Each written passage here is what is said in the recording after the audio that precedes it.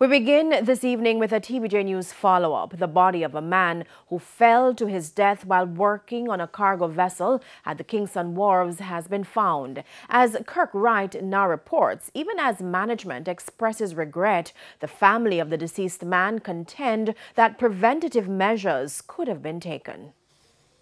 Mr. Bambury's body was found in the sea about 2:30 Thursday in the general area at berth 8, where he reportedly fell to his death. Kingston Wharf Limited says he was a promising employee and that the entire Kingston Wharf family is grieving. But grieving family members and friends of the deceased raised concerns, suggesting that had Mr. Bambury been provided with the proper safety gear and had proper safety procedures been implemented, he may have been saved. For example, why wasn't he wearing a safety harness? Why wasn't he in a life jacket? Why wasn't a guardrail able to protect him? What about cameras that would have been in place at that time? Was there any camera recording of what occurred?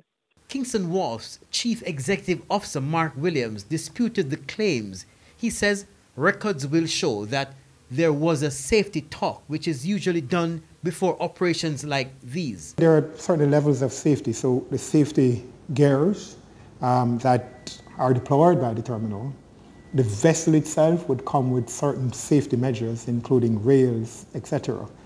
The current position is that, while it's an active investigation, and we certainly don't want to preempt the police investigation, Kingston Wharf is satisfied that different layers of safety and safety apparatus and safety protocols were in place. We also asked whether the deceased was wearing the proper safety gear when the mishap happened.